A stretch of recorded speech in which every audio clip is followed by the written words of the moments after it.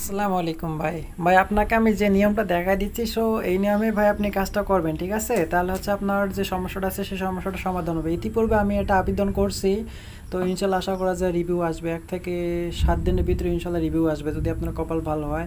আর যদি কপাল খারাপ হয় তাহলে হচ্ছে ভাই সেক্ষেত্রে দেখা যায় যে 1 মাস সময় লাগতে পারে। যাই হোক, আপনার ফেসবুক আইডিটা লগ ইন করবেন, আপনার যে আইডিতে সমস্যা সেই আইডিটা লগ ইন করবেন। আগে হচ্ছে ফেসবুক যে লাইটটা আছে ফেসবুক লাইটে, ঠিক আছে? আগে ফেসবুক লাইটে, তারপর হচ্ছে ফেসবুক অ্যাপে।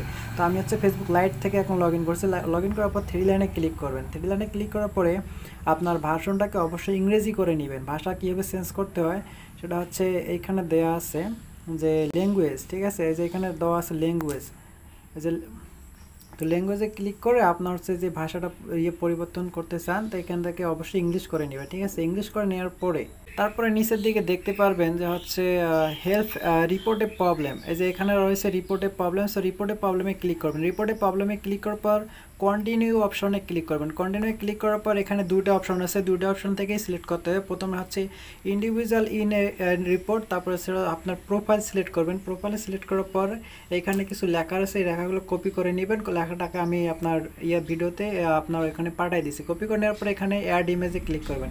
অ্যাড ইমেজে ক্লিক করার পরে আপনার হচ্ছে যে আমি দুটো পিকচার পাঠিয়ে দিচ্ছি, সেই পিকচার দুটো আপনি অ্যাড করে নেবেন, ঠিক আছে? তো এখানে আরেকটা পিকচার অ্যাড করে নেব। এখানে দুটো পিকচার অ্যাড করে নেওয়া পরে এবং হচ্ছে এখানে কি লেখা লিখতে হবে সেটা হচ্ছে আমি আপনাকে কপি দিয়ে রাখছি, সেটা কপি করে নেবেন। কপি করে নেওয়ার পরে এখানে সেন্ডে ক্লিক করবেন। এটা হচ্ছে জমা হয়ে গেছে। আপনি এটা বারবার এই কাজটা করবেন। এরকম দিনে হচ্ছে 3 থেকে 4-5 বার করে করবেন, আবেদন করতে হবে। তারপরে ইন্ডিভিজুয়াল, তারপর হচ্ছে প্রোফাইল, তারপরে আবারও পিকচার অ্যাড করতে হবে। আপনার যে সমস্যাটা সেই সমস্যাটা তাদেরকে বুঝিয়ে দিতে হবে যে আমার প্রোফাইলে এই সমস্যা, এখানে এটা লিখে তারপর হচ্ছে সেন্ডে ক্লিক করবেন। যাই হোক, এটা হয়ে গেল।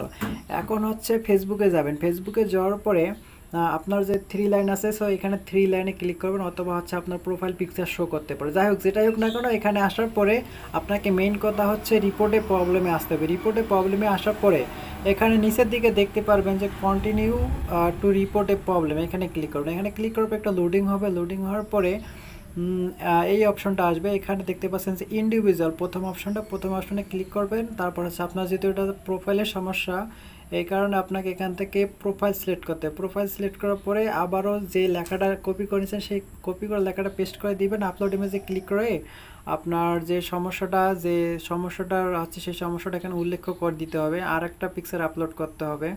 আপনার তো সমস্যা হচ্ছে দুইটা, সেই সমস্যা দুটো এখানে উল্লেখ করে দিবেন। আচ্ছা, যাই হোক, আমি উল্লেখ করে দিলাম। তারপরে এখানে দেখতে পারবেন যে উপরে সেন্ডে ক্লিক করবেন, এটা সাবমিট হয়ে যায়। যাই হোক, এইভাবে দিনে আপনি 3 থেকে 4 বার করে আপিল করবেন। আপনি যদি সময় না পারেন তাহলে হচ্ছে আমি আপিল করে নিব, ঠিক আছে? তারপর আপনি একটু চেষ্টা করবেন আপনি নিজে থেকে আপিল করার জন্য। আর আমার তো অনেকগুলো কাজ করতে হয় মোটামুটি ভাই। আপনার এই আবেদনটা করার আগে আমি ওই মূলত অনেকগুলো কাজ করছি, ঠিক আছে? যাই হোক, আপনি আপিল করবেন, আমি আপিল করবো সবসময়, ইনশাল্লাহ চেষ্টা করবো। যেহেতু টাকা নিব, টাকার কাজ যেহেতু, অবশ্যই আমাকে শ্রম দিতে হবে। যাই হোক, এইভাবে শান্ত কাজটা করতে হবে ভাই। ধন্যবাদ।